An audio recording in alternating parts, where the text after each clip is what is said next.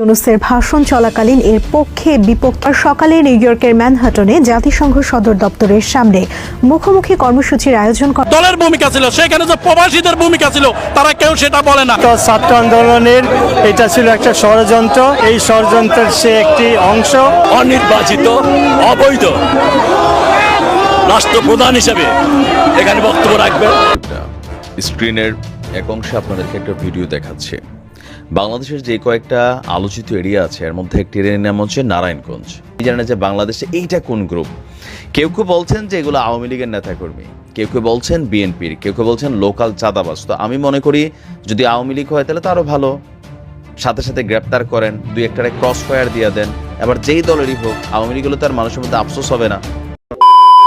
আসসালামু আলাইকুম রহমতুল্লাহ, সবাই কেমন আছেন? আশা করি সবাই অনেক অনেক ভালো এবং সুস্থ আছেন। সবাইকে স্বাগতম জানাচ্ছি আমাদের আরেক নতুন ভিডিওতে।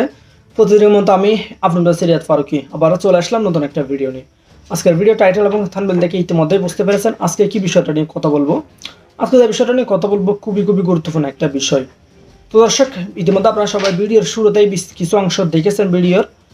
একটু পর আমরা ভিডিওর বাকি অংশগুলো দেখবো। তার আগে আপনাদের ছোট একটি অনুরোধ জানিয়ে রাখতে চাই, যারা আমাদের ফারুকি অনলাইন ইউটিউব চ্যানেল থেকে আছেন প্লিজ দরকার আমাদের চ্যানেল সাবস্ক্রাইব করে সাথে থাকবেন। আর বেশি কথা বাড়াচ্ছি না, আমরা ভিডিওর বাকি অংশগুলো একটু দেখে আসবো। ইউনূসের ভাষণ চলাকালীন এর পক্ষে বিপক্ষে শোডাউন করেছেন বিএনপি ও আওয়ামী লীগের নেতাকর্মীরা। শুক্রবার সকালে নিউ ইয়র্কের ম্যানহাটনে জাতিসংঘ সদর দপ্তরের সামনে মুখোমুখি কর্মসূচির আয়োজন করে দুই দলের বিভিন্ন অঙ্গ সংগঠনের নেতাকর্মীরা। নোবেলজয়ী ডক্টর মোহাম্মদ ইউনূস জাতিসংঘে বক্তব্যের মধ্য দিয়ে বাংলাদেশকে সম্মানিত করেছেন বলে দাবি করেছে বিএনপি। অন্যদিকে ষড়যন্ত্রের মাধ্যমে সাবেক প্রধানমন্ত্রী শেখ হাসিনাকে ক্ষমতা থেকে সরানো হয়েছে বলে দাবি করেছে আওয়ামী লীগ। কঠোর নিরাপত্তা বেষ্টনী পার হয়ে বিএনপি ও আওয়ামী লীগের নেতাকর্মীরা জড়ো হয়েছেন জাতিসংঘ সদর দপ্তরের সামনে। বিএনপির নেতাকর্মীরা বাংলাদেশের জাতীয় পতাকা হাতে জড়ো হয়ে ডক্টর মোহাম্মদ ইউনূসের সমর্থনে স্লোগান দিচ্ছেন। বিশ্বমঞ্চে বিভিন্ন দেশ ও দাতাগোষ্ঠীর কাছ থেকে বাংলাদেশের জন্য অসামান্য সম্মান বয়ে আনার কারণে তাকে অভিনন্দন জানাচ্ছেন। ডক্টর ইউনূসের মতো একজন ব্যক্তি বাংলাদেশের মাটিতে জন্ম হয়েছে এবং সে বিশ্বের নোবেল বিজয় করেছেন, এজন্য আমরা খুবই গর্বিত। জাতিসংঘের সদর দপ্তরে ভাষণ দেওয়ার জন্য ওনার আগমন উপলক্ষে আমরা এখানে ওনাকে স্বাগত জানানোর জন্য এসেছি। তারেক রহমানের নির্দেশে ডাক্তার ইউনূসকে শুভেচ্ছা স্বাগতম জানানোর জন্য এখানে আসছি। স্বৈরাচার সরকার পতনে ছাত্র জনতার বিপ্লবে বিএনপি সহ বিভিন্ন রাজনৈতিক দলের প্রত্যক্ষ অংশগ্রহণের কারণেই সফল হয়েছেন বলেও মন্তব্য করেন তারা। ছাত্র জনতার যে আন্দোলন, সেখানে বিএনপিরও পরিপূর্ণ অংশগ্রহণ ছিল। সুতরাং এই আন্দোলনের যে ফসল সেটা তো বিএনপি দাবিদার। রাজনৈতিক দলের ভূমিকা ছিল, সেখানে যে প্রবাসীদের ভূমিকা ছিল তারা কেউ সেটা বলে না।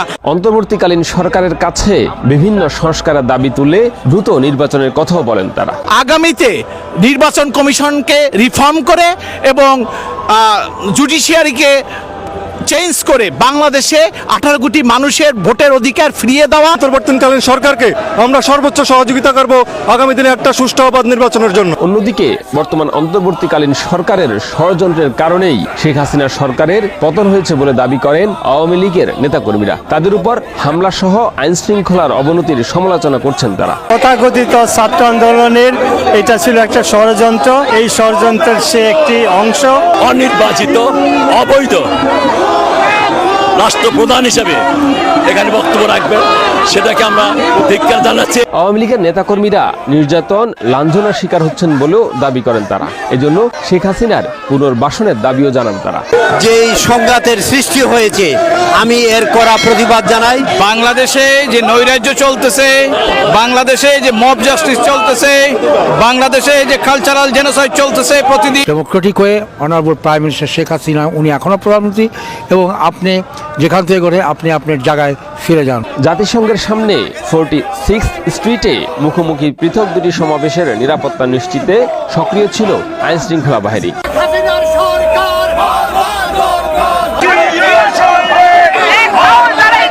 জাতিসংঘের সাধারণ অধিবেশনে ডক্টর মোহাম্মদ ইউনূসের বক্তব্য দেওয়ার সময় এর বাইরে বিএনপি এবং আওয়ামী লীগের ব্যানারে পক্ষে বিপক্ষে এখানে বিক্ষোভ সমাবেশ অনুষ্ঠিত হচ্ছে। যে বিক্ষোভ সমাবেশ থেকে যেন অনাকাঙ্ক্ষিত পরিস্থিতির সৃষ্টি না হয় সে কারণে এখানে আইন শৃঙ্খলা রক্ষাকারী বাহিনী বেশ সজাগ সচেতন। জাতিসংঘে বাংলাদেশের প্রধান উপদেষ্টা ডক্টর মোহাম্মদ ইউনূসের ভাষণের প্রশংসা করেছেন দেশি বিদেশি দর্শকরা। আন্তর্জাতিক ফোরাম থেকে শুরু করে বিশ্ব নেতাদের নজর ছিল বিশ্ব বরেণ্য এই অর্থনীতিবিদের দিকেই। তার মুখ থেকে নতুন বাংলাদেশের কথা বিশ্ববাসী মুগ্ধ হয়ে শুনেছেন। গণ অভ্যুত্থান পরবর্তী সময়ে ভিন্ন পরিস্থিতিতে বাংলাদেশ সরকারের প্রধান উপদেষ্টার দায়িত্ব পান ডক্টর মোহাম্মদ ইউনূস। জাতিসংঘের সাধারণ পরিষদের ৭৯তম অধিবেশনের সকালে বক্তব্য দেন অন্তর্বর্তীকালীন সরকারের প্রধান উপদেষ্টা প্রফেসর ডক্টর মোহাম্মদ ইউনূস। আজকের অধিবেশনের ৭ম বক্তা ছিলেন তিনি।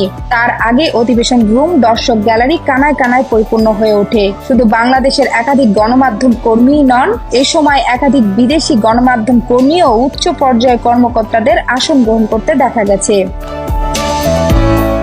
নোবেল বিজয়ী ইউনূসের বক্তব্য শুরু হওয়া মাত্রই পুরো গ্যালারি রীতিমতো করতালিতে ফেটে পড়ে। তিনি বাংলাদেশের জুলাই আগস্টে সংগঠিত বৈষম্য বিরোধী ছাত্র আন্দোলনের প্রেক্ষাপট এবং ছাত্র জনতার গণ অভ্যুত্থানের বীরত্ব গাথা তুলে ধরেন। একই সঙ্গে রাজনৈতিক পট পরিবর্তনের পর রাষ্ট্র মেরামতের জন্য অন্তর্বর্তী সরকারের নেয়া সংস্কার কার্যক্রম বিশ্ববাসীর সামনে উপস্থাপন করেন তিনি। একাধিকবার করতালি দিয়ে গ্যালারি ভর্তি দর্শক ডক্টর ইউনূসের বক্তব্যকে সমর্থন জানান।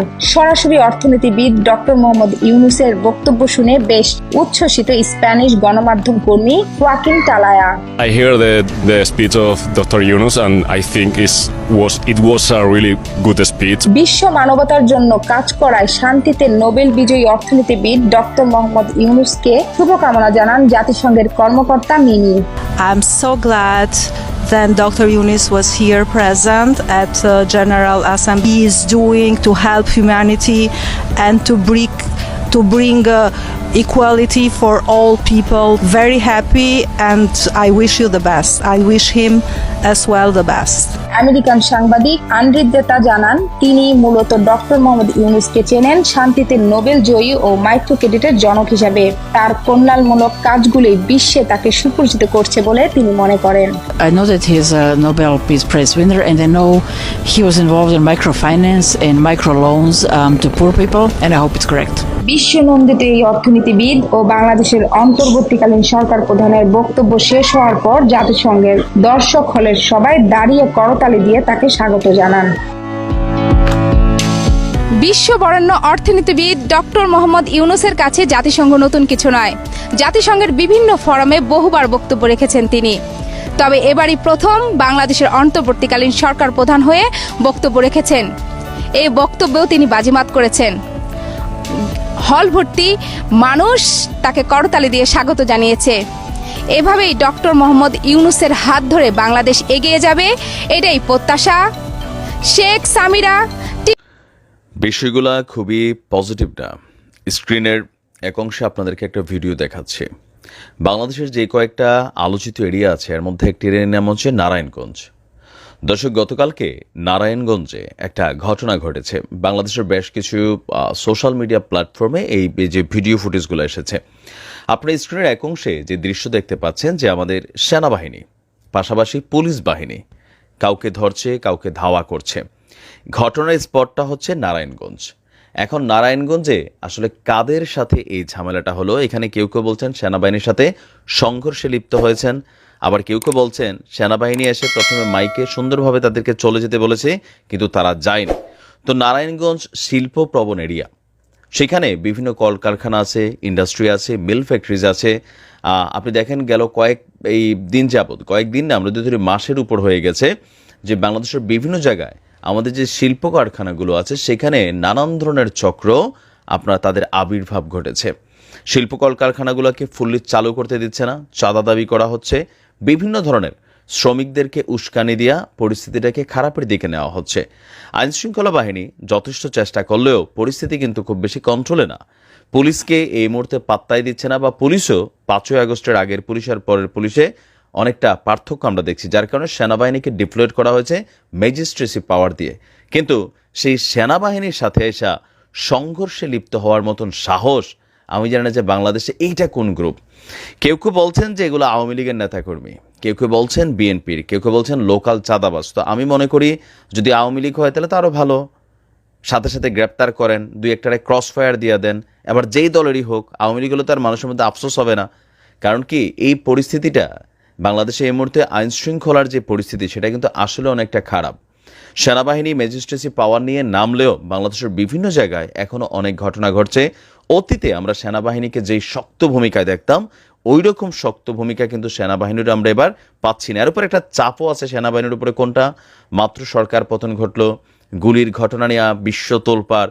তো এই মুহূর্তে পরিস্থিতিকে নিয়ন্ত্রণ করতে গিয়ে যদি একটা রাবার বুলেটও ছোড়ে, আবার ধরেন যদি একটা টিয়ার শেল ছোড়ে, কাঁদানে গ্যাস ছোড়ে, এগুলো নিয়ে আবার একটা হুলস্থুল কর্মকাণ্ড হওয়ারই কিন্তু সম্ভাবনা আছে।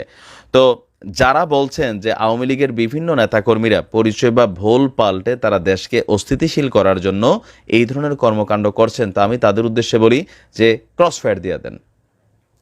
কারণ এইভাবে যদি প্রতিনিয়ত পুলিশকে মানে না, সেনাবাহিনীর সাথে সংঘর্ষে জড়ায় যায়, তারপর হচ্ছে সেনাবাহিনী মাইকে কথা বলতেছে, পাবলিক রাস্তায় দাঁড়াচ্ছে, সেখানে বিক্ষোভ সমাবেশ করতেছে, সেনাবাহিনীর সুন্দর বক্তব্য দিচ্ছে, রাস্তায় দাঁড়ায় তো আর কোনো কিছু আদায় হয় না। এখন আপনাকে কি করতে হবে? সংশ্লিষ্ট ডিপার্টমেন্টের কাছে আইনি প্রসেস যেটা আছে, যাদের কোনো দাবি দেওয়া থাকবে সেইভাবে করেন। রাস্তাতে গাড়িতে মানুষ ভয় পাচ্ছে, শ্রমিকরা কলকারখানাতে কাজে যাচ্ছে না ভয়ে, মালিকরা ফ্যাক্টরি খুলছে না ভয়ে। এই যদি অবস্থা হয় 3 দিন পর তো না খাইয়া মরবে গোটা জাতি। কারণ আমাদের বাংলাদেশের ইনকাম সোর্সের একটা প্রধান রাস্তা হচ্ছে এই গার্মেন্টস শিল্প। নারায়ণগঞ্জ, আশুলিয়া, গাজীপুর আরও বিভিন্ন যে জায়গাগুলো আছে সেই জায়গাগুলো মিল ফ্যাক্টরিগত এরিয়া, সেইখানে নিরাপত্তার ইস্যুটা একটু করাই। তবে বিষয় যদি এমন হয় সেনাবাহিনী গেলে সেনাবাহিনীর সাথে পাঙ্গা নেওয়ার সাহস করে ফেলে, এটাকে কিন্তু হালকাভাবে দেখার সুযোগ নেই। একটা চক্র, আবার এটা যেই দল সমর্থিত হোক, একটা চক্র কিন্তু চাচ্ছে বাংলাদেশের অবস্থা খারাপ হোক। আবার বিদেশি ষড়যন্ত্র তো আছেই। আপনি দেখেন যে পার্বত্য চট্টগ্রাম নিয়ে বারবার নানান ধরনের কথা হচ্ছে, ভারত ঘোষণা দিচ্ছে বাংলাদেশকে ভাঙা 2টা করে দিবে। আন্তর্জাতিক অঙ্গনে কিন্তু এগুলা আলোচিত হচ্ছে বা এগুলা আলোচনায় উঠে যাচ্ছে। সো আমার মনে হয় সেনাবাহিনীর যেখানে যতটুকু শক্ত হওয়া দরকার, ওই লাঠিচার্জ করে সব জায়গায় কাজ হবে না। যদি কোনো সন্ত্রাসী, কোনো দুর্বৃত্ত, রাষ্ট্রীয় কোনো প্রতিষ্ঠান, ব্যক্তি প্রতিষ্ঠান বা মানুষের জীবন নিয়ে ছিনিমিনি খেলে, এদেরকে মায়া দয়া দেখানোর টাইম নেই। 2-4টায় ক্রসফায়ার দিয়ে দিলে বাকিগুলো এমনি শান্ত হয়ে যাবে। কারণ সবার কাছে একটা জিনিস মনে হচ্ছে যে না, এখন তো আর সেনাবাহিনী গুলি করবে না, পুলিশ গুলি করবে না, সমস্যা কি? এটা কিন্তু হচ্ছে বিভিন্ন জায়গায় একটু হার্ড। দর্শক, এই বিষয়টা নিয়ে আপনার মতামত জানতে চাই, কমেন্ট সেকশনে জানাতে বলবেন না। আমাদের চ্যানেলে নতুন থাকলে চ্যানেল সাবস্ক্রাইব করে সাথে থাকবেন। এই বিষয়টা নিয়ে আপনার প্রতিক্রিয়া দ্রুত কমেন্টে জানিয়ে ফেলুন। দেখা হবে না কোনো ভিডিওতে। ভালো থাকবেন, সুস্থ থাকবেন। আল্লাহ হাফেজ।